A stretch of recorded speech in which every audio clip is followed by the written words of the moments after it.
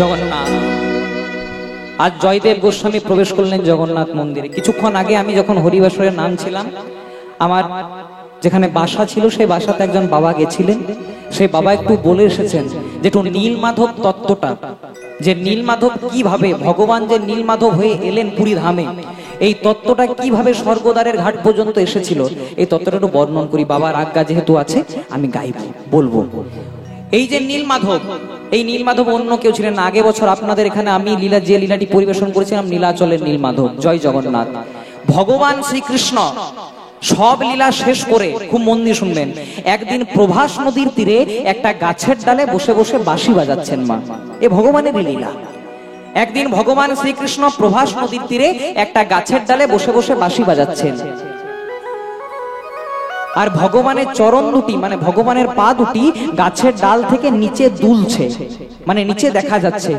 দূর থেকে একজন বেদ, শাস্ত্রে যার নাম পাওয়া যায়, যার নাম ছিল জরাবেদ, এই জরাবেদ ভগবানের চরণ দুটিকে পাখি মনে করলেন, বা কোনো কোনো শাস্ত্রে লেখা আছে হরিণী মনে করলেন। এই পাখি মনে করে বা হরিণী মনে করে আর জরাবেদ তার তীরটি ভগবানের রাতুর রাঙা চরণে ছাড়লেন। যেই না রাতুর রাঙা চরণে তীরটি ছাড়লেন, ভগবান দেহটা পড়ে রইল, কিন্তু ভগবান চলে গেলেন বৈকুণ্ঠ ধামে। যেই না বৈকুণ্ঠ ধামে গেলেন, সঙ্গে সঙ্গে নারদ মুনি গোবিন্দের পেছন পেছন গিয়ে পরে বলছে, প্রভু তুমি তো পৃথিবী থেকে চলে এলে, কিন্তু তুমি কি জানো পৃথিবীতে তোমাকে নিয়ে কত সমালোচনা হচ্ছে? ভগবান বললেন, আমি তো ভগবান, আমাকে নিয়েও সমালোচনা হচ্ছে। হ্যাঁ প্রভু, তোমাকেও ছাড়ে নাই, সবাই তোমাকে নিয়েও সমালোচনা করছে। সবাই কি বলছে? সবাই বলা বলি করছে কালীয় দমন করলে তুমি, সবাই বলা বলি করছে কংস নিধন করলে তুমি, সবাই বলা বলি করছে এত বড় বড় লীলা করলে, আর শেষে কিনা একটা সামান্য বেদ জরাবেদের হাতে মরে দিলে। যেই না কথাটি বলেছে, ভগবান বললেন, নারদ, পৃথিবীর মানুষ যা দেখেছে তাই বলেছে, কিন্তু আমি যার হাতে আমার প্রাণটা ত্যাগ করেছি ও সামান্য কেউ নয়। দাপর যুগে ও হয়তো জরাবেদ, ও একজন সামান্য বেদ, ও একজন শিকারী, কিন্তু ত্রেতা যুগে ও কে ছিল জানো? ত্রেতা যুগে ও ছিল বালির পুত্র, বালি নন্দন অঙ্গদ। আমি একদিন গোপনে রাত্রির অন্ধকারে বালিকে হত্যা করলাম। যেই না বালিকে হত্যা করলাম, বালি মারা গেল। বালির পুত্র অঙ্গদ ছুটতে ছুটতে দৌড়াতে দৌড়াতে আমার চরণ দুটিকে জড়িয়ে ধরে বলছে, রামচন্দ্র,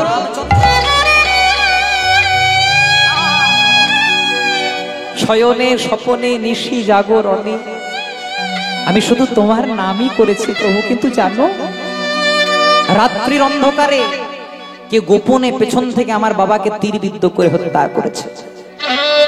ভগবান একবারও বললেন না যে আমি বধ করেছি, কিন্তু অঙ্গদকে বললেন, অঙ্গদ, এই সংসারে যার পিতা মাতা নাই, যার বাবা মা নাই, তার আপন বলতে কেউ নেই। অঙ্গদ, তোমার বাবা, তোমার বটের তুল্য ছায়া তোমার কাছ থেকে চলে গেছে। আমি তো তোমার বাবাকে ফিরিয়ে দিতে পারবো না অঙ্গদ,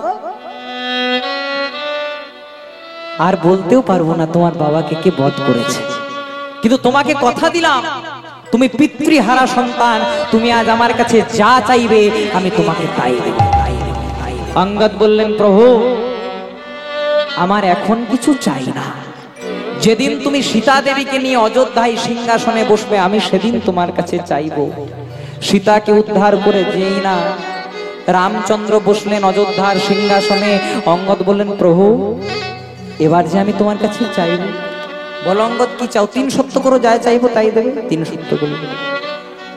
প্রভু আমার না চাই রাজৈশ্বর্য, না চাই ধন সম্পদ, না চাই রাজ সিংহাসন, আমাকে আশীর্বাদ করো, আমাকে আশীর্বাদ করো, আমার বাবাকে যে হত্যা করেছে আমি যেন একদিন তাকে হত্যা করতে পারি। ভগবান রামচন্দ্র বলে দিলেন, অঙ্গদ তথাস্তু। এবার বলছে, তোমার বাবাকে কে বধ করেছে জানো? কে? তোমার বাবাকে বধ করেছে আমি, মর্যাদা পুরুষোত্তম রামচন্দ্র। তোমাকে যখন কথা দিয়ে দিয়েছি আমি তোমার হাতেই বধ হব, কিন্তু এই যুগে নয়, এই যুগে ত্রেতা যুগে আমি মর্যাদা পুরুষোত্তম রামচন্দ্র। এরপরে হবে দাপর যুগ, সেই দাপরের সন্ধিক্ষণে আমি হব লীলা পুরুষোত্তম শ্রীকৃষ্ণ। 125 বছরের লীলা কমপ্লিট করার পর আমি একদিন প্রভাস নদীর তীরে একটা গাছের ডালে বসে বসে বাঁশি বাজাবো, তুমি হবে জরাবেদ, আমার চরণ দুটিকে পাখি মনে করবে, তীরটি ছাড়বে, আমি মারা যাব। যেই না বলে দিল, দাপর যুগ চলে এলো মা। জরাবেদ ভগবানের চরণে তীরবিদ্ধ করে ভগবানকে হত্যা করলেন। ভগবান, আপনারা বলতে পারেন ভগবানকে মুখে আগুন দিয়েছিল কেউ জানেন আপনারা? যেদিন ভগবান মারা গেলেন সেদিন যদু বংশে কেউ রইল না ভগবানের মুখে আগুন দেওয়ার মতো। কেন? ওই যে কুরুক্ষেত্রের যুদ্ধে 100টা পুত্র গান্ধারীর মারা গেছিল, গান্ধারী অভিশাপ দিল, কৃষ্ণ তুই তো ভগবান, তুই যদি ইচ্ছা করতিস আমার এই 100টা ছেলের মধ্যে একটা ছেলেকেও তো ভালো করে দিতে পারতিস বাবা। আমার মুখে আগুন দেওয়ার মতো একজন বাবা মায়ের শেষের একটা ইচ্ছা, যখন সে 4 জনের কাঁধে চেপে শ্মশান ঘাটে যাবে যেন সে মুখে আগুন দেয়, মুখে আগুন দেয়। কিন্তু মুখে তো আগুন দেওয়া হলো না, ভুলের জন্যই আগুন দিলি কিন্তু তুই। যতদিন আমি বেঁচে থাকবো আমার 100টা পুত্র মারা গেছে, তোকে অভিশাপ দিলাম, এই যে তুই আমার বংশের প্রদীপ 100টা ছেলের মধ্যে একটাকেও রাখলি না, তোকে অভিশাপ দিলাম, তুই যেদিন মারা যাবি তোর যদু বংশে তোকে মুখে আগুন দেওয়ার মতো কেউ থাকবে, তোর যদু বংশে তোকে মুখে আগুন দেওয়ার মতো কেউ রইবে না। একবার পার করো আমারে,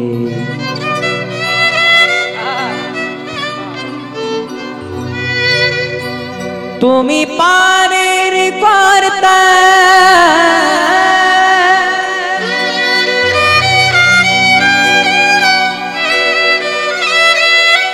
দেখা দিয়ে দিলে না,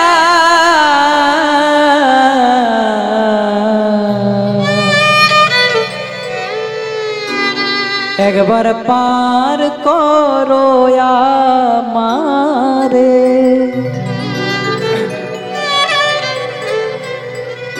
যেদিন তুমি এসেছিলে ভবে,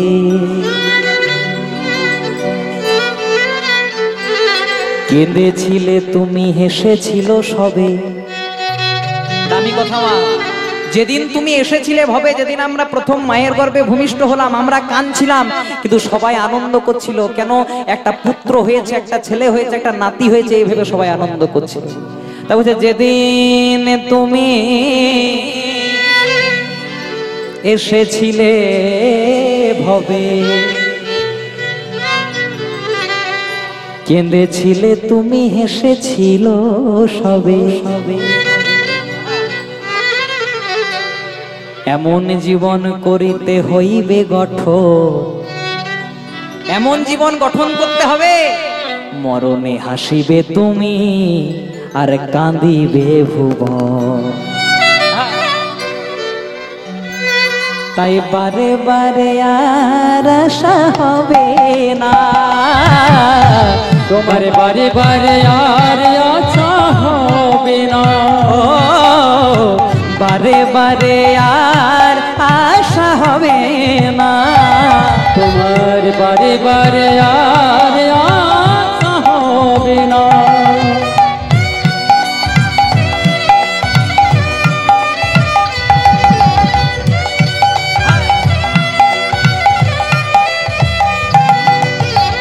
এমন মানব জন, এমন মানব জন, তোমার এমন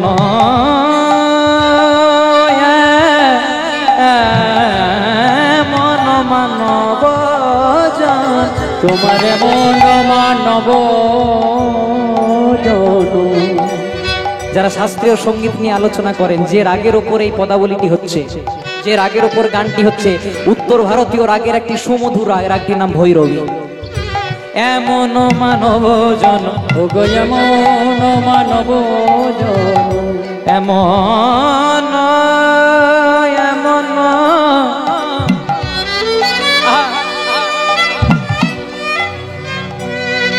ওরে মনে রে, মনে রে,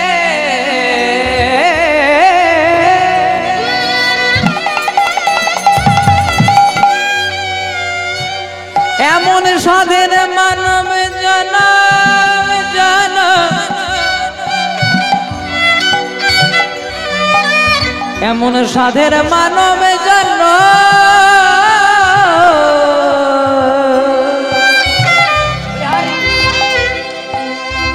এমন সাধের মানব জন্ম পেয়ে তুমি হেলাই হারাইও না জনম, এই জনম আর হয় কি না।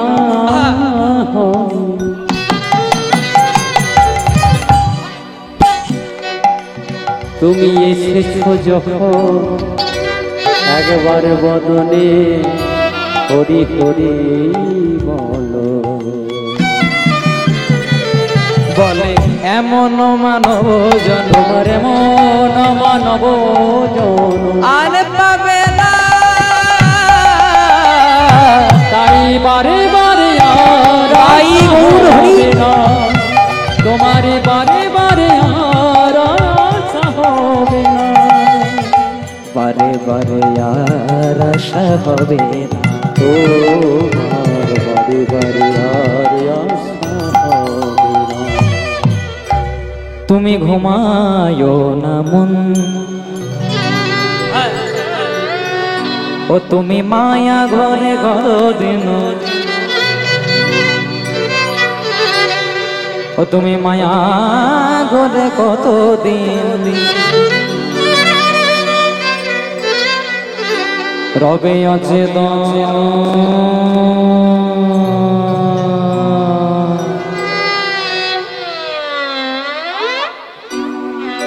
আর ঘুমায়ো না মন, কে তুমি কি ভাবে এলে, আপনারে ভুলে গেলে, এখন রয়েছ মায়ার ঘরে, হেরো তরুণ তপ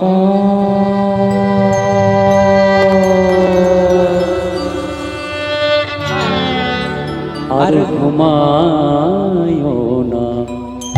তাই জরাব্যাধ হয়ে যেই না রামচন্দ্র আশীর্বাদ দিলেন, জরাব্যাধ এ যুগে তুমি অঙ্গদ, কিন্তু দাপর যুগে আমি হব কৃষ্ণ, তুমি হবে জরাব্যাধ, আমার চরণ দুটিকে পাখি মনে করবে, তীরটি ছাড়বে, আমি মারা যাব। তাই এই যে ভগবানের মৃতদেহটা, ভগবানের এবার যে প্রসঙ্গ ছিল, ভগবানকে মুখে আগুন দিলেন কে? মা। যদু বংশে কেউ রইল না, তাই ভগবানের মুখে আগুন দিয়েছিলেন তৃতীয় পাণ্ডব অর্জুন। দেখবেন আমাদেরকে শ্মশান ঘাটে নিয়ে গিয়ে যখন পুড়িয়ে দেওয়া হয়, সব জায়গাটা পুড়ে গেলে একটা জায়গা পুড়তে চাই না, কি বলুন তো? নাভিমূল। তাই ভগবানের সর্বদেহটাই পুড়ে গেল, কিন্তু বাবা নাভিমূলটা পুড়লো না। নাভিমূলটা পড়ে গেল প্রভাস নদীর জলে। এই প্রভাস নদীর জলে, যারা জিওগ্রাফি নিয়ে ভূগোল নিয়ে পড়াশোনা করেছেন আমার সঙ্গে একমত হবেন, এই প্রভাস নদীর সাথে কানেক্ট আছে, যোগ আছে ভারত মহাসাগরের। নাভিমূলটা ভাসতে ভাসতে গেল ভারত মহাসাগরে, ভারত মহাসাগর থেকে আরব সাগরে, আর আরব সাগর থেকে গেল আমাদের বে অফ বেঙ্গল মানে বঙ্গোপসাগরে। যেই দিন না বঙ্গোপসাগরে গেল, এই নাভিমূলটাকে প্রথমে কুড়িয়ে পেয়েছিলেন কে? রাজা ইন্দ্রদ্যুম্ন নয়, রাজা ইন্দ্রদ্যুম্নের দ্বারা প্রতিষ্ঠা পেয়েছিল বিগ্রহটা, কিন্তু প্রথমে কুড়িয়ে পেয়েছিলেন কে? তখন নাভিমূলটা নাভিমূল রইল না, একটা কাষ্ঠে পরিণত হলো, যার নাম হলো দারু ব্রহ্ম কাষ্ঠ। আর এই দারু ব্রহ্ম কাষ্ঠটাকে প্রথম কুড়িয়ে পেয়েছিলেন শবর রাজা বিশ্বাবসু। এই শবর রাজা বিশ্বাবসু কে ছিলেন? এই শবর রাজা বিশ্বাবসু ছিলেন ত্রেতা যুগের অঙ্গদ, দাপর যুগের জরাব্যাধ। যদি বলেন কিভাবে? যেদিন জরাব্যাধ হয়ে ভগবানকে তীরবিদ্ধ করেছিলেন, সেদিন জরাব্যাধ ভগবানের চরণ দুটিকে জড়িয়ে ধরে বড় কেঁদেছিল, দয়াময় তোমার যে চরণ পাওয়ার জন্য যোগীরা যোগ করে, মুনিরা ধ্যান করে, জ্ঞানীরা জ্ঞান ভুলে যায়, সে চরণে আমি আঘাত করলাম, আমাকে কি চরণ সেবা করার সুযোগ দেবে না? ভগবান বললেন, জরা, এই যে ভবিতব্য, আমি তোমার পিতাকে হত্যা করেছি, তাই তোমাকে আশীর্বাদ দিয়েছি, তাই তো তুমি আমাকে বধ করবে, তাই তো তুমি আমাকে বধ করলে না প্রভু, আমাকে চরণ সেবা করার সুযোগ দিয়ে দাও। ভগবান বললেন, ঠিক আছে, সুযোগ দেব। আগত কলিকালে জগন্নাথ হয়ে যাওয়ার আগে, রাজা ইন্দ্রদ্যুম্নের ভক্তির ডোরে বাধা পড়ার আগে, প্রথমে তুমি কুড়িয়ে পাবে আমাকে। কোথায়? বঙ্গোপসাগরে তোমার নাম হবে সবরাজা বিশ্ব। পুরীর যেখানে মরা পোড়ায় সেই ঘাটটাকে বলে স্বর্গদ্বারের ঘাট। সেই স্বর্গদ্বারের ঘাটেই প্রথম এসেছিল এই ভগবানের নাভিমূলটা দারু ব্রহ্মকাষ্ঠ। স্বর্গদ্বার কি করে নাম হলো? ভগবানের অংশ বিশেষ তো মা, মানুষের অংশ নয়, ভগবানের অংশ বিশেষ।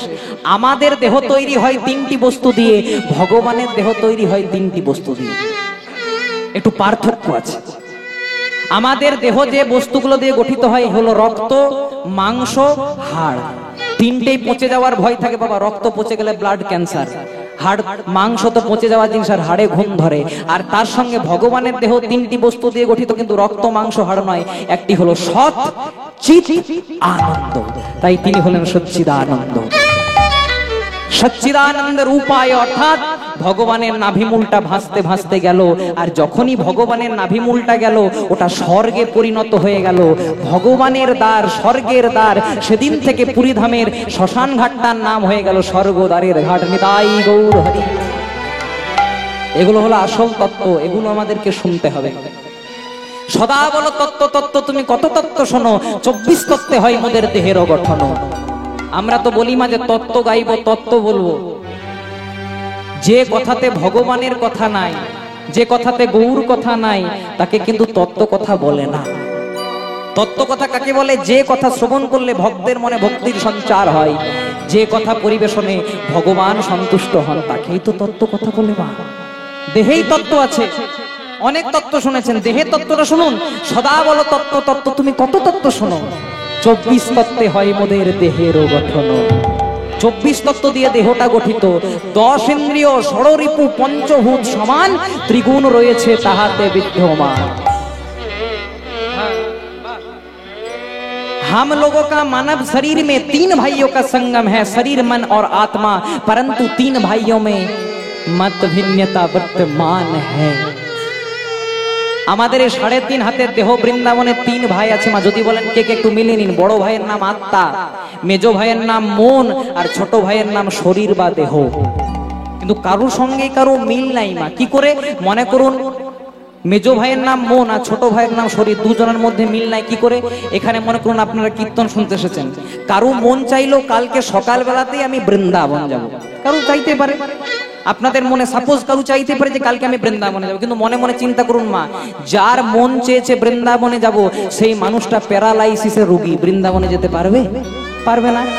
মানে মেজো ভাই মন বলছে আমি যাব, কিন্তু ছোট ভাই শরীর বলছে তুমি যতই চাওয়ার চেষ্টা করো আমি তো যেতে দেবো না। আর বড় ভাই আত্মা, যার কথা বলার নাই, এই আছি এই নাই, নিঃশ্বাসে বিশ্বাস নাই, ঘুম ভাঙলে সকাল, ঘুম না ভাঙলেই পরকাল। তাই হলো কি, এই স্বর্গদ্বারের ঘাটে প্রথম কুড়িয়ে পেল ভগবানের নাভিমূলটাকে দারু ব্রহ্মকাষ্ঠ রূপে। আর নাভিমূলটা পূজা করলো সবরাজা বিশ্বাবসু। এই সবরাজা বিশ্বাবসুর কাছ থেকে রাজা ইন্দ্রদ্যুম্নের জামাতা কুলপুরোহিত রাজার, যার নাম ছিল বিদ্যাপতি, ওই বিদ্যাপতি উদ্ধার করে এনে দিয়েছিলেন। যেই না বিদ্যাপতি উদ্ধার করে এনে দিল, তবে তো নীলাচলের নীলমাধব।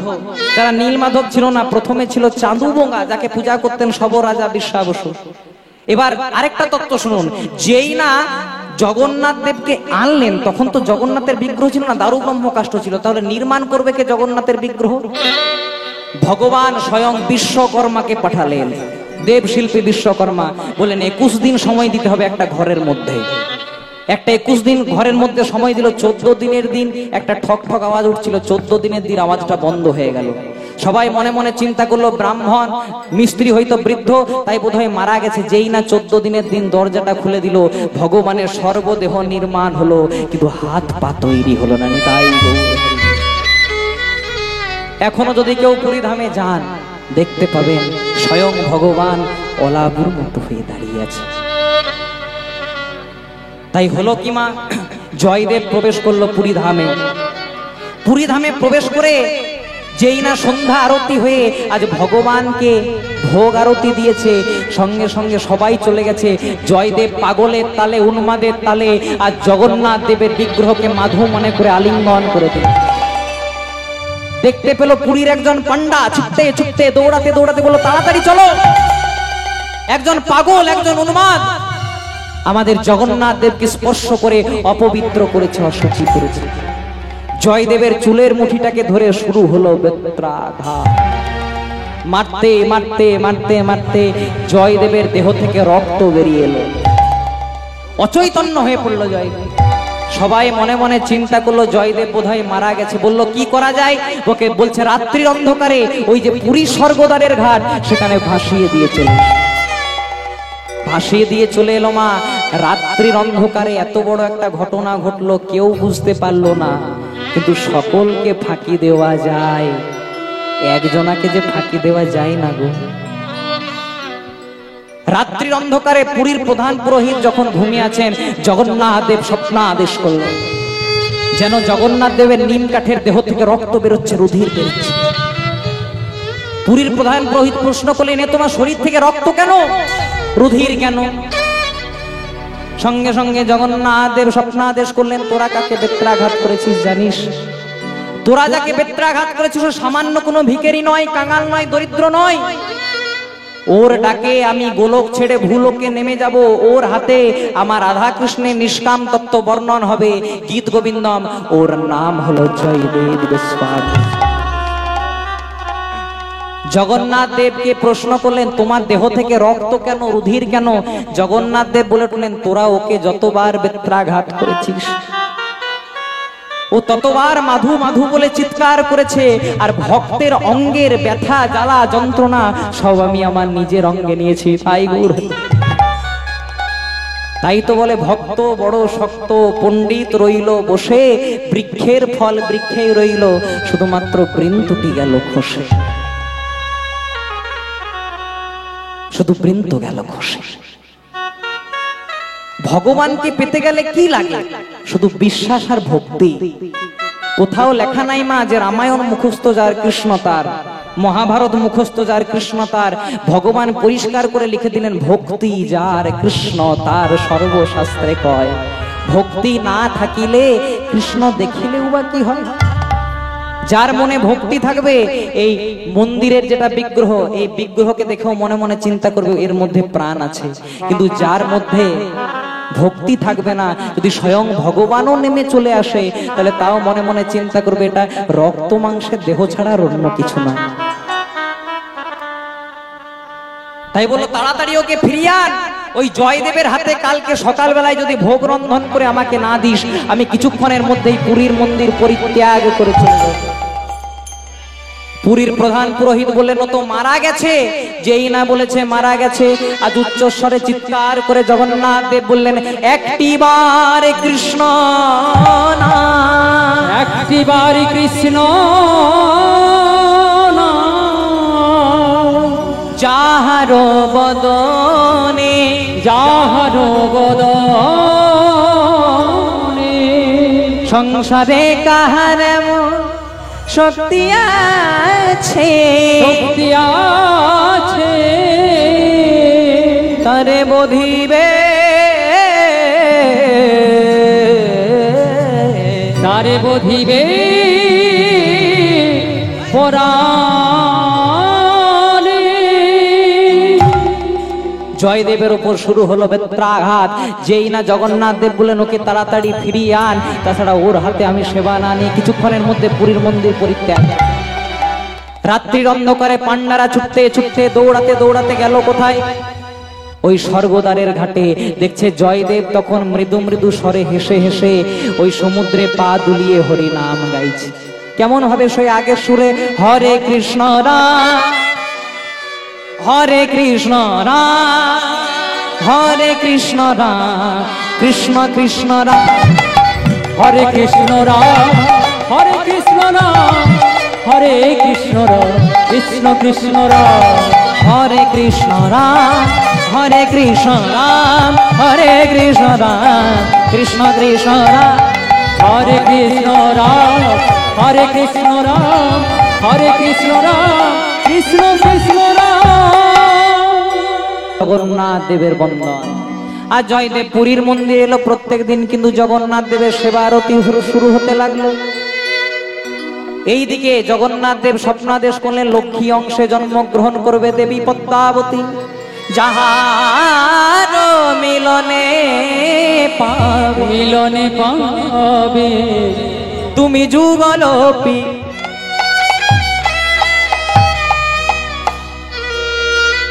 আর এদিকে জন্মগ্রহণ করলেন পদ্মাবতী। কোথায় জন্মগ্রহণ করলেন? বলে অবন্তী নগরে। পদাবলীর মধ্যে সব উত্তর পাবেন মা। পদ্মাবতী জন্মগ্রহণ করছে কোথায়? এখানে দেখুন পদ্মাবতী জন্মগ্রহণ করছে, কিছুক্ষণের মধ্যে মিলন হবে, খুব মন দিয়ে শুনবেন। বলে অবন্তী নগরে সুদেবের ঘরে জনমিলা পদ্মাবতী। ওই অবন্তী নগরে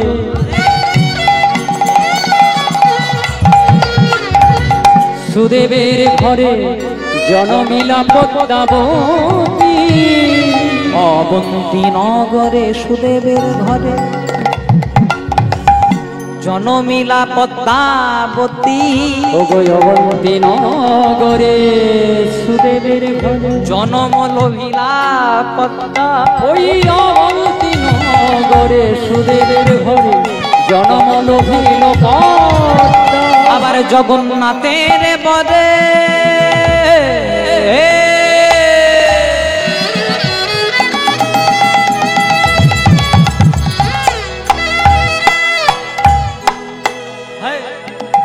আবার জগন্নাথের বারে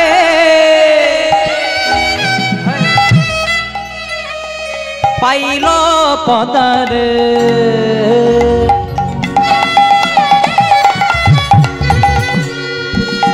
আবার দুজনে আত্মহার। ওগো জগন্নাথের বরে। খুব মন দিয়ে শুনবেন মা। এই সুদেব ব্রাহ্মণ এবং গৌরী দেবী মানে পদ্মার যে মা বাবা ছিল, এদের কিন্তু প্রথমে কোনো ছেলে বা মেয়ে হয়নি। তখনকার দিনে বন্ধা বলে সবাই মুখের ওপর বলে দিত, তুচ্ছ তাচ্ছিল্য করত। তাই তারা মনের দুঃখে জগন্নাথ দেবের কাছে নীলাচলে ধর্ণা বসেছিলেন। জগন্নাথ দেব বলেন, ওগো সুদেব, ওগো গৌরী দেবী, তোমরা চিন্তা করো না, কিছুদিনের মধ্যেই তোমরা একটা কন্যা হবে, নাম দেবে পদ্মাবতী। কিন্তু 16 বছর বয়সে সেবা দিতে হবে, সেবা দাসী করে দিতে হবে। তাই বারবার করে বলছে জগন্নাথের বরে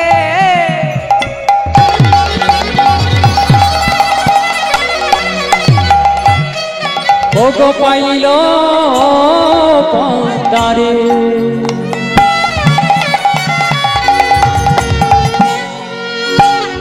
দুজনে আত্মহার।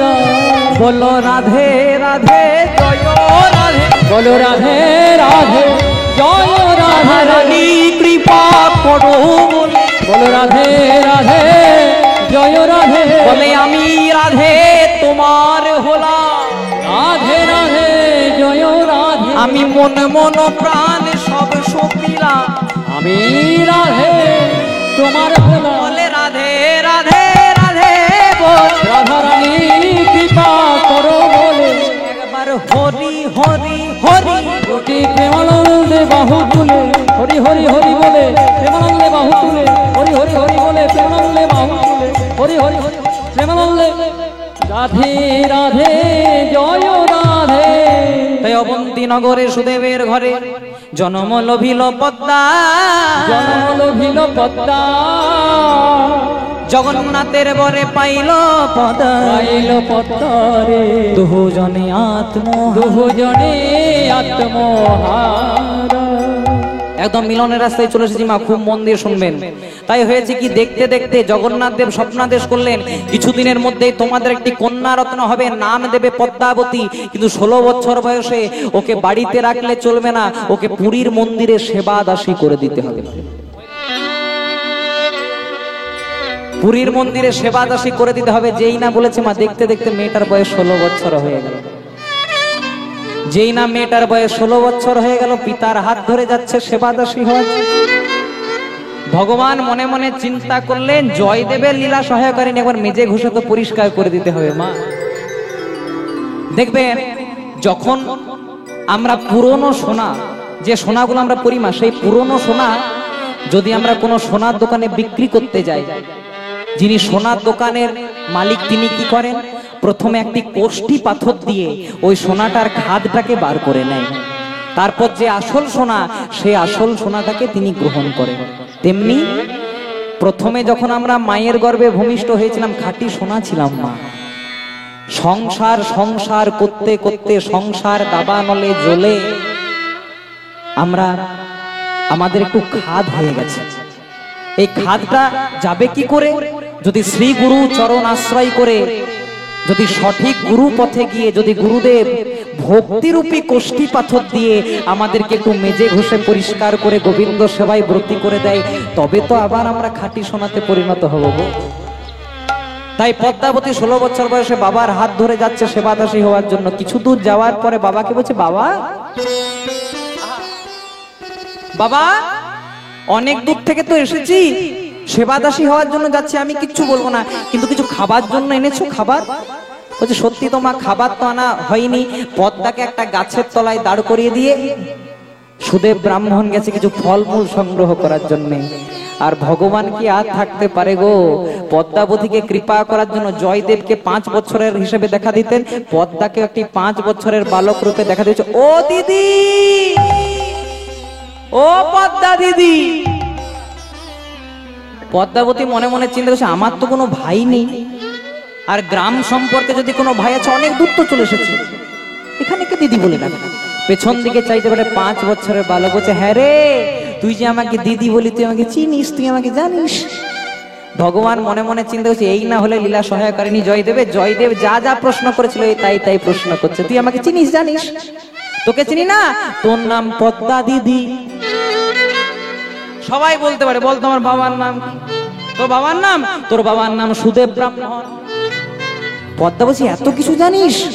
ভগবান বলছে, দিদি আমি আরেকটা জিনিস খুব ভালো পারি। বলে কি? বলে আমি মেয়েদের কপাল পড়তে খুব ভালো পারি। কপাল পড়তে পারিস? বলে হ্যাঁ। বল তো আমার কপালে কি লেখা আছে? যেই না বলছে আমার কপালে কি লেখা আছে, সঙ্গে সঙ্গে ভগবান বলছে, কি লেখা আছিস? বলে দিদি তো। এই হেয়ালি করিস না, পরিষ্কার করে বল কি লেখা আছে। বলে দিদি তোর। বলবো? দিদি তোর ফুল ফুটেছে, দিদি ফুল ফুটেছে, দিদি তোর ফুল ফুটেছে, দিদি তো ফুল ফুটেছে, মরা গাঙ্গে ওরে দিদি জোয়ার লেগেছে। ওরে মোরা গাঙ্গে ওরে দিদি তোর জোয়ার লেগেছে। বলে মরা গাঙ্গে ওরে দিদি জোয়ার লেগেছে, ওরে মোরা গাঙ্গে ওরে দিদি জোয়ার লেগেছে।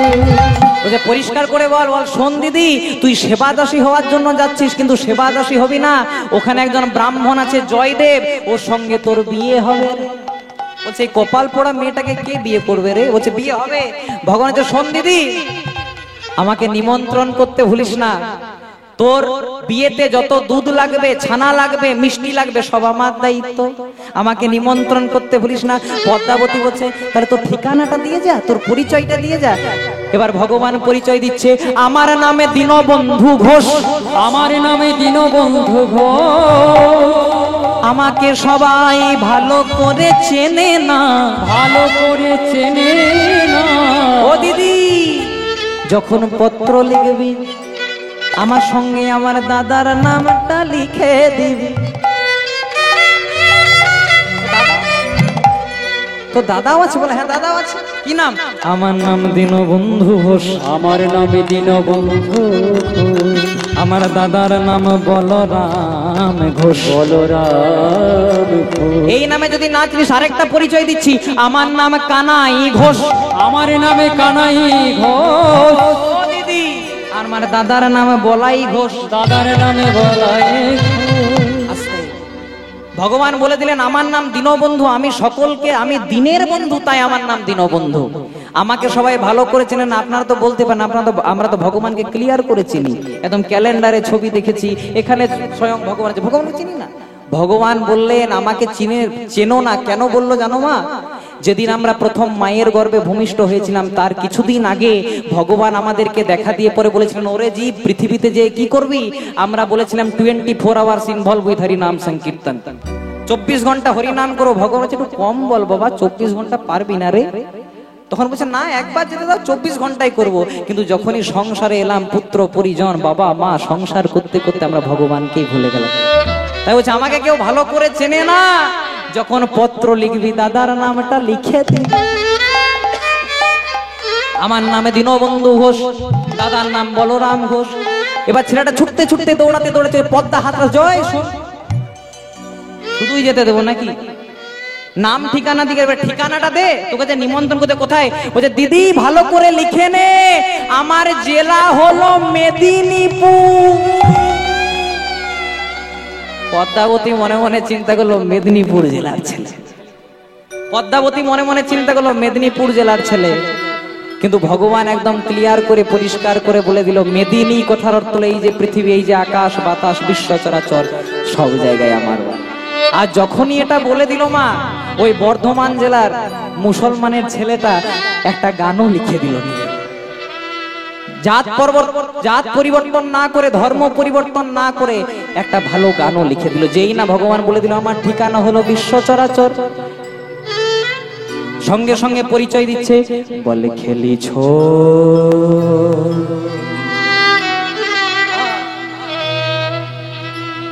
এ বিশ্ব লয়ে বিরাট শিশু আন মনে খেলিছ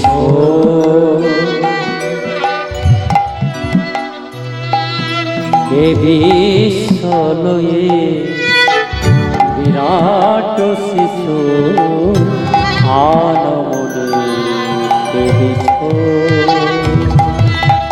প্রলয় সৃষ্টি তব পুতুল খেলা, নিরজনে প্রভু নিরজনে খেলিছ এ বিশ্ব লয়ে বিরাট শিশু আন মনে খেলিছ। ভগবান কোথায় থাকেন মা? শূন্য মহা আকাশে তুমি মগ্ন লীলা বিলাসে। শূন্য মহা আকাশে তুমি মগ্ন লীলা বিলাসে। ভাঙিছ গড়িছ নীতি ক্ষণে ক্ষণে, নিরজনে প্রভু নিরজনে খেলিছ। তাই গৌর হরি হরি এ বিশ্ব লয়ে বিরাট শিশু আন মনে খেলিছ এ বিশ্ব লয়ে বিরাট শিশু আন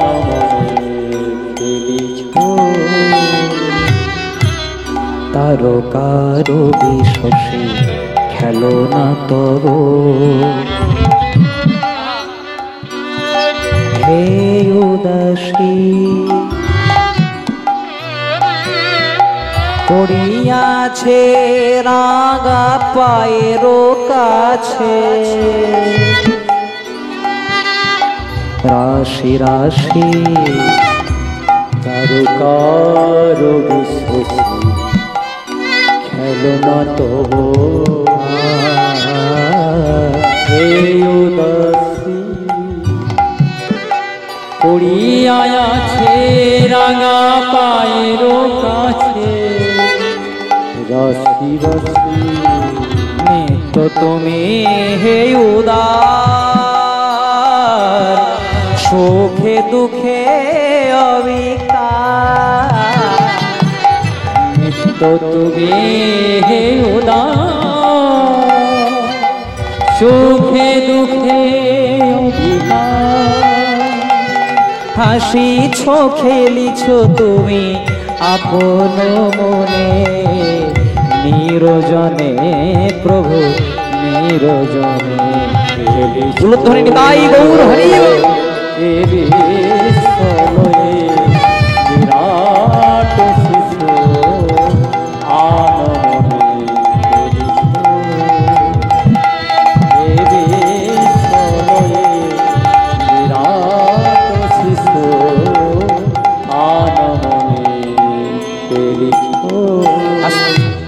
আর বেশিক্ষণ সময় নেব না, একটু গাইবো, একটু নিজে আসনে বসে যান, এখন কেউ টাকা পয়সা দিতে আসবেন না।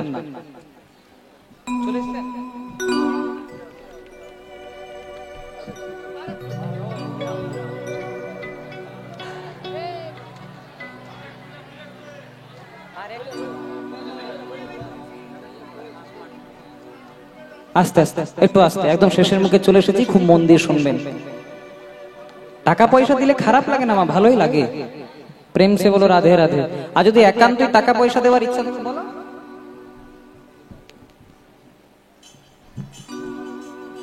যদি একান্তই টাকা পয়সা দেওয়ার ইচ্ছা আছে, গানের শেষে আঁচল পেতে দাঁড়াবো, 1 কোটি 2 কোটি যে যত দিতে পারবে না, বড় গাড়ি নিয়ে চলে যাবো। প্রেম সে বলো রাধে। এদিকে পদ্মাবতীকে কৃপা করার জন্য এদিকে 16 বছর বয়সে সেবাদাসী না হয়ে চলে গেছে কোথায়?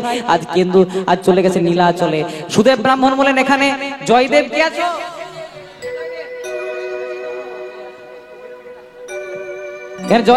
জয়দেবের সঙ্গে পদ্মাবতীর বিবাহ হবে। মন দিয়ে শুনবেন। পদ্মাবতীর 2টি হাত, জয়দেবের 2টি হাত একসঙ্গে করে দিয়ে সুদেব ব্রাহ্মণ চলেছে। তখন বলছে, এই মেয়েটা, হ্যাঁ বলো, তোমার বাবা যখন গেল তুমি কেন গেলে না? আমি কেন যাবে না? আমার বাবা না যখন তোমার 2টি হাতের সাথে আমার 2টি হাত সম্প্রদান করেছে না, তখন থেকে তুমি আমার স্বামী হয়ে গেছো। কত সুন্দর কথা বলছে দেখুন। যখন থেকে তোমার বাবা আমার বাবা আমার বাবা যখন থেকে তোমার হাত আমার হাত 2টি এক হাত একসঙ্গে করেছে, তুমি আমার স্বামী। তুমি জানো আমি একবেলা খাই একবেলা উপোস দিই? আমিও একবেলা খাবো একবেলা উপোস দিই। শর্ত মানবে? হ্যাঁ। তুমি জানো আমি মাঝে মাঝে জগন্নাথ দেবের কাছে ধন্যায় বসি? আমিও তোমার সাথে ধন্যায় বসি। তুমি জানো আমি মাঝে মাঝে উপবাসে থাকি? আমিও উপবাসে থাকবো। যেই না কথাটা বলে দিয়েছে, পদকর্তা মহাজন কলম দিলেন মা, বলে যেমন খেপা। তারপরে একটু বলুন, কত সুন্দর উত্তর দিয়েছে, বলে তেমনি খেপি। যেমন খেপা তেমনি খেপি, মিলেছে ভালো। ওগো যেমন খেপা তেমনি খেপি, মিলেছে ভালো। যেমন খেপা তেমনি খেপি, মিলেছে ভালো। যেমন খেপা তেমনি খেপি, মিলেছে ভালো। ভাবের ঘরে ভাব জমাতে বিধি মেলালো। ওগো ভাবের ঘরে ভাব জমাতে বিধি মেলালো। ওই না ভাবের ঘরে ভাব জমাতে,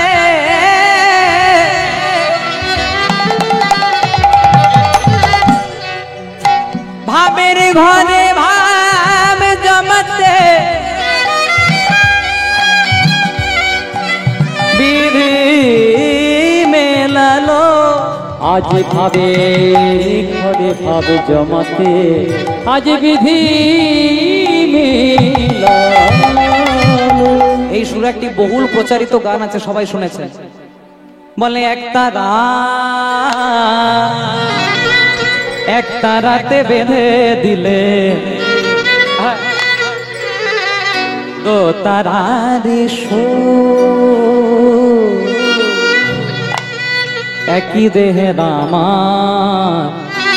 কৃষ্ণ কৃষ্ণ সুমধুর। সরজন দিতে নেমে দেহ শীতল হয়ে, বৃন্দাবনে কুঞ্জ ছুঁয়ে প্রেম যমুনা বয়ে বয়ে। বৃন্দাবনে কুঞ্জ ছুঁয়ে প্রেম যমুনা বয়। শান্তিবাণী দুতির পরে ক্লান্তি করে দো একই দেহে রামার কৃষ্ণ। এদিকে হয়েছে কি, জয়দেব পদ্মাবতীকে ভগবান স্বপ্নাদেশ করলেন, আর এখানে থাকতে হয় না, চলে যাও কেন্দুলি গ্রামে, শেষবারের মতো অন্তিম লীলা করব। শেষবারের মতো অন্তিম লীলা করব। যেই না যাচ্ছে কেন্দুলি গ্রামে, বলছে রতি সুখ সারে গৌতম বিসারে ধীর সমীরে যমুনার তীরে। সুখ সারে গৌতম বিসারে ধীর সমীরে যমুনার তীরে। রতি সুখ সারে গৌতম বিসারে ধীর সমীরে যমুনারতি অগরতি সুখ সারে গৌতম বিসারে বীর সমীরে যমুনার তীরে বসতে বনে বন বনমালী বসতে বনে বনমালে বসতে বনে বন বনমালী বসতে বনে বনমালে প্রেম চলো রাধে রাধে। আপনাদের হরিবাসর খুব ভালো। কাল থেকে এর আগের বছর এসেছিলাম এবছর, কিন্তু একটা জিনিস এবছর আমার খুব খারাপ লাগলো হরিবাসরটা।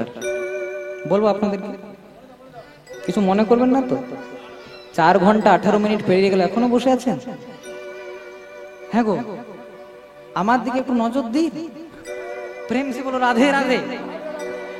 একদম শেষের দিকে চলে এসেছি। এদিকে জয়দেব পদ্মাবতী সাধন ভজন কৃষ্ণ ভাবি মন কেন্দুলির পথে ধায়, কেঁদুলির পথে ধাই কৃষ্ণ কৃষ্ণ নাম ধরে নামে ধরি পথে চলে যায়। পথে চলে যায়। শেষবারের মতো জয়দেব আজ অন্তিম একদম দশম দশার কথা গীত গোবিন্দম গ্রন্থে জয়দেব লিখলেন স্বরাগরলা খণ্ডলা মম শিরসি মণ্ডলী। জয়দেব লিখলেন স্বরাগরলা খণ্ডলা মম শিরসি মণ্ডলা। তারপরে যে জয়দেব আর কি লিখবেন ভেবে পারলেন না। পদ্মাবতী বলেন, স্বামী তুমি একটু অজয় নদীতে স্নান করে এসো, তারপর ভগবানকে ভোগ লাগাবো, তারপর সেবা করবে, দেখবে তোমার ঠিক মনে পড়ে যাবে। যেই না আজ জয়দেব গোস্বামী স্নান করতে গেলেন, জয়দেবের নকল মূর্তি ধারণ করে স্বয়ং ভগবান এলেন পদ্মার দরজায়। পদ্মা, ও পদ্মা, স্বামী তুমি তো এত তাড়াতাড়ি আসো না আজকে?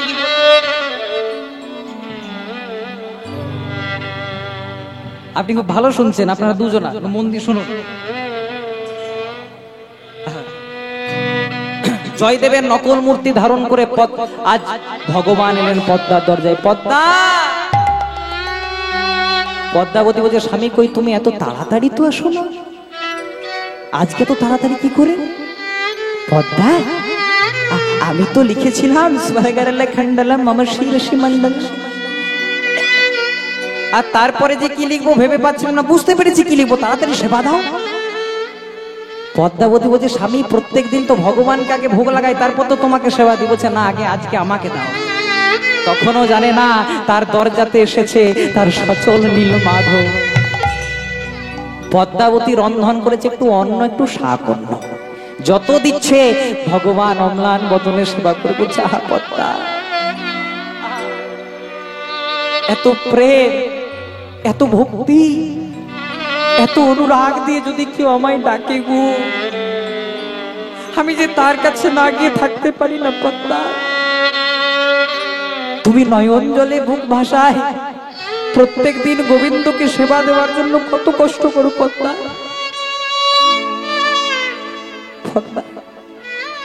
আরে তোমাকে আমি আশীর্বাদ করলাম, যতদিন গগনে চন্দ্র সূর্য উদিত হবে তোমার এই সেবার নাম শাস্ত্রের প্রত্যেকটা কোনায় কোনায় লেখা থাকবে। সেবা নিয়ে যেই না জয়দেব, আসল জয়দেব বাড়ি ফিরবে, ভগবান মনে মনে চিন্তা করলে আর দেরি করলে চলবে না। আজ ভগবান ছুটতে ছুটতে দৌড়াতে দৌড়াতে জয়দেবের ভজন কুটিরে প্রবেশ করলেন। গীত গোবিন্দমটা দিয়েছে চুমচুম। ভক্ত কত অনুরাগ প্রেম ভক্তি নিয়ে লিখেছে স্বরগরলা খণ্ডলম মম শিরসি মণ্ডলম। আহারে কত প্রেম, কত অনুরাগ, কত ভক্তি। ভগবান না থাকতে পেরে তার পাশে স্বর্ণাক্ষরে সশরীরে লিখে দিলেন দেহি পদ পল্লব মুদা। ও রাধে তোমার চরণ দুটি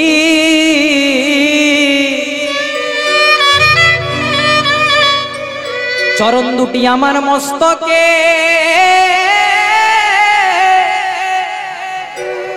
মস্তকে দিও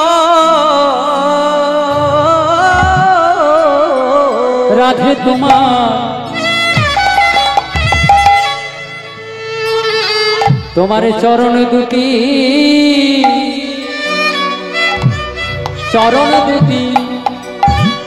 আমার মস্তকে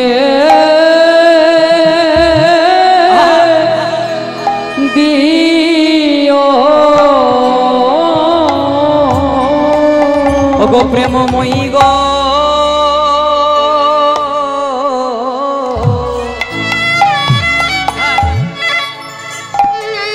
তুমি নাকি এ জগতের বিচার কর্তা।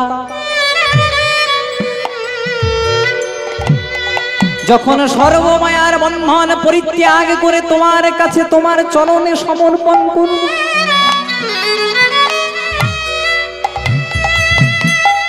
জানি রাধে এই সংসারে থাকতে থাকতে কত ভুল কাজ করে ফেলেছি, কিন্তু দেখো যেন রাজে তুমি আমার সব বিচার করো, সব তুমি বিচার করো, কিন্তু ওই বিচারে আমায় চরণে ছাড়া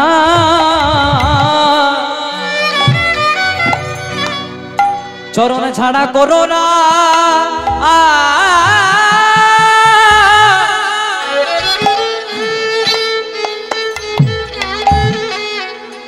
চরণে ছাড়া করো না রাধে, তোমার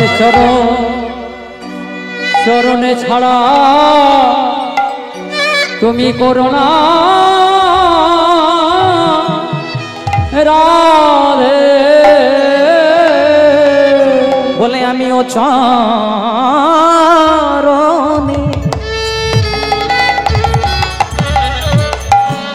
আমিও চরণে শরণে নীলা, যেন তুমি আমায় চরণে ছাড়া করো না রাধে। বলে ও চরণে শরণে নীলা, তুমি চরণ ছাড়া করো না রাধে। ও চরণে শরণে নীলা, তোমার চরণ ছাড়া করো না রাধে। আমিও চরণে শরণে নীলা, তোমার চরণে ছাড়া করো না রাধে। ও চরণে শরণে নীলা, তোমার চরণ ছাড়া করো না রাধে। আমিও চরণে শরণে নীলা, চরণে ছাড়া করো না রাধে। একবার নিতাই গৌর হরি বলে বলে, প্রেমানন্দে বাহু তুলে, একবার হরি বলে হরি বলে হরি বলে বলে, প্রেমানন্দে বাহু তুলে, তোমার চরণ ছাড়া তুমি করো না রাধে। জয়দেব স্বামী লিখেছিলেন স্বরগর লখণ্ডল মম শিরসি, মম শিরসি মণ্ডল, ভগবান সশরীরে লিখে দিলেন দেহি পদ পল্লব, দেহি পদ পল্লব মুরারম। ভগবান চলে গেলেন আর এইদিকে জয়দেব প্রবেশ করলেন, তখন পদ্মাবতী সেবা করছে। পদ্মা, তোমার লজ্জা করে না? তোমার লজ্জা করে না পদ্মা? আমাকে না হয় সেবা দাওনি, তা বলে আমার নীল মাধবকে সেবা না দিয়ে তুমি প্রত্যেকদিন বোধহয় তাহলে এমনি প্রথমে সেবা করো। পদ্মাবতী বুঝতে পারছে না কি হচ্ছে। পদ্মাবতী, স্বামী তুমি তো এখনই এসেছিলে, আবার কোথা থেকে এলে? যেই না সব কথা বর্ণন করেছে আর জানতে বাকি রইল না যে তার দরজায় কে এসেছিল। স্বয়ং জয়দেব ছুটতে ছুটতে দৌড়াতে দৌড়াতে যেই না প্রবেশ করলো ভজন কুটিরে, দেখছে সারা বাড়ি কৃষ্ণময় গন্ধ।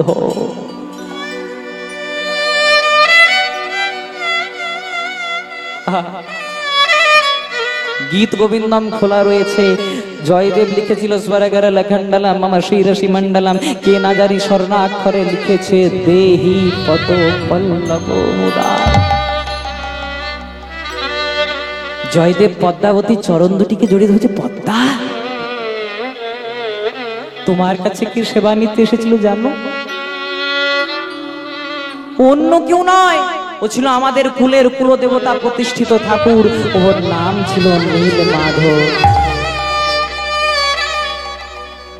পদ্মা, ভগবান তোমাকে কৃপা করলো, কই আমাকে তো কৃপা করলো না।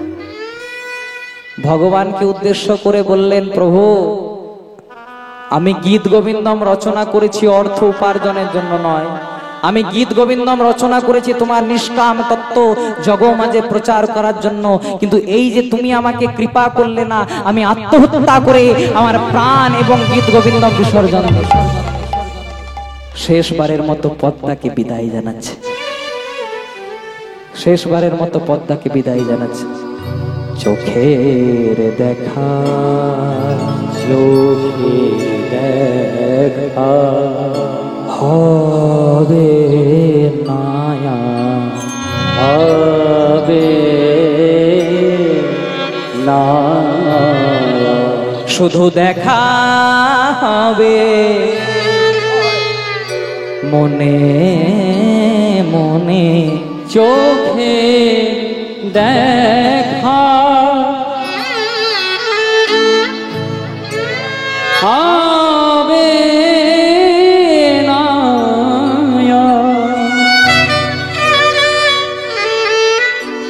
পারো তো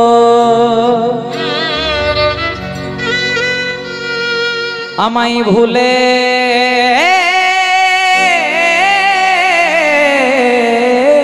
যেও,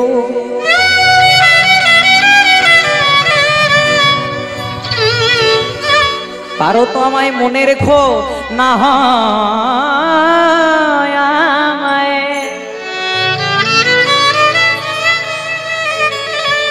ভুলে যেও।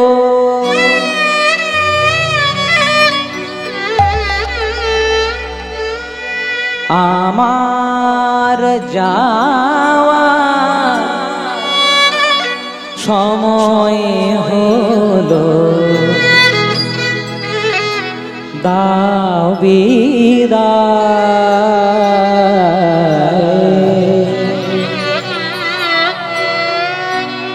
মোছো আঁখি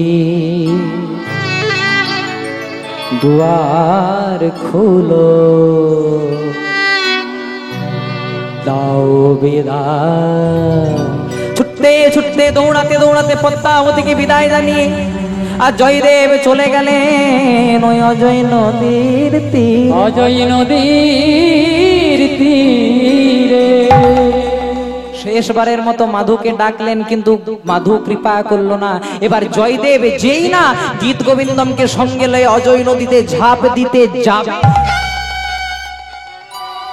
ভগবান আর থাকতে পারলেন না। সে আগের ডাকে ডেকে উঠলেন, দাদা গোসাই, দাদা গোসাই। যেই না পেছন পানে চাইছে, দেখছে জয়দেব স্বয়ং ভগবান দাঁড়িয়েছে। বলে দেখি পিছন ফিরে,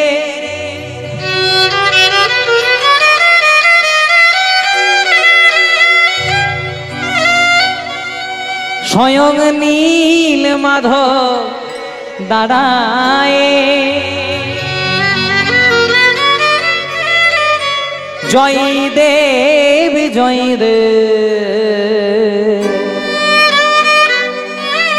বলে ডাকে। তাই গো দেখি পিছন ফিরে,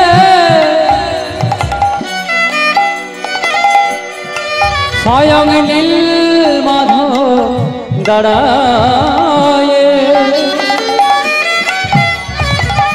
জয়দেব জয়দেব বলে ডাকে। আপনাদেরকে বলে যাই মা, আমাদের জীবন তো ক্ষণস্থায়ী, এই আছে এই নাই, নিঃশ্বাসে বিশ্বাস নাই। যদি পারেন আমাদের হিন্দুদের তীর্থস্থান অনেক, কিন্তু 4টি জায়গা অন্তত যেতে ভুলবেন না। এক হলো শ্রীধাম বৃন্দাবন, যেখানে ভগবান শ্রীকৃষ্ণের লীলা ক্ষেত্র। দ্বিতীয় জায়গা হলো গুপ্ত বৃন্দাবন, আমাদের নদিয়া নবদ্বীপের বাংলার মাটিতে শ্রী চৈতন্য অবতীর্ণ হয়েছিলেন কলিযুগের ভগবান ওই নদিয়া নবদ্বীপ। তৃতীয় জায়গা হলো উড়িষ্যার জগন্নাথ মন্দির। আর চতুর্থ জায়গা হলো বীরভূম জেলা। পৌষ সংক্রান্তির পূর্ণ তিথিতে বীরভূম জেলার কেন্দুলি গ্রামে একটা মেলা বসে মা, জয়দেব মেলা। যদি পারেন অন্তত সে দিনটাতে বছরে একবার হলেও ধুলাটাতে গড়াগড়ি দিয়ে আসবেন মা। বড় পবিত্র মাটি, স্বয়ং ভগবান নেমে এসেছিলেন সশরীর ওই মাটি, সেই পবিত্র মাটি। বলে দেখি পিছন ফিরে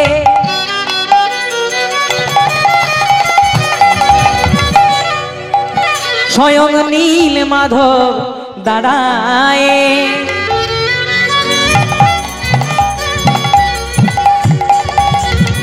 জয় দেব জয় দেব।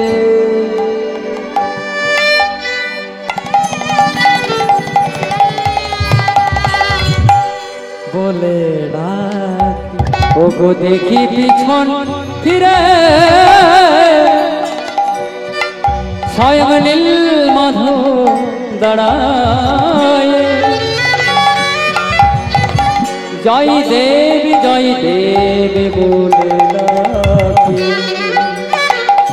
দেখি পিছনে ফিরে নীল মাধব দাঁড়ায়, জয় দেব বলে ডাকি। ভগবান বলে নাই রে জয় দেব কোলে আই রে, আই রে জয় দেব বলে আই আর রে, পিছনে দাঁড়ায় থাকিস না রে, আই রে জয় দেব বলে আই রে, আরে পিছনে দাঁড়ায় থাকিস না রে। ওরে আই রে জয় দেব বলে আই রে। ধন্য ধন্য জয় দেব ধন্য, ধন্য কেঁদুলি ধাম। ওগো ধন্য ধন্য জয় দেব ধন্য, ধন্য কেঁদুলি ধাম। তাহাতে থাকেন ব্রহ্ম, তাতে থাকেন ব্রহ্ম অতি পুণ্যবান। ওগো ধন্য তাই ধন্য গৌর হরি বল। জয় দেব ধন্য, ধন্য কেঁদুলি ধাম। ধন্য ধন্য জয় দেব ধন্য, ধন্য কেঁদুলি ধাম। আরে ভগবান স্বপ্নাদেশ করলেন ওগো জয়দেব, যদি তুমি যতদিন বেঁচে থাকবে আর তোমাকে আসতে হয় না, মা গঙ্গার পবিত্র ফল তুমি কেন্দুলি গ্রামে অজয় নদীতে পাবে। কোন দিন না পৌষ সংক্রান্তির পুণ্যতিথি। পৌষ সংক্রান্তির পুণ্যতিথিতে যদি কেউ অজয় নদীতে স্নান করতে পারেন তবে তার সব পাপ সব কিছু ধুয়ে যায়। মা গঙ্গার যেটা ফল সেই ফল আপনারা পাবেন। তাই এতক্ষণ আমরা লীলার মধ্যে ছিলাম, আর কবে দেখা হবে মা জানি না। এখানে লীলার মিলন করব। সবাই ভালো থাকবেন, সুস্থ থাকবেন। আপনাদের এখানে এসে আমারও খুব ভালো লাগলো। আগে বছর এসেছিলাম, এই বছর এবার দেখি যদি পরের বছর বলে।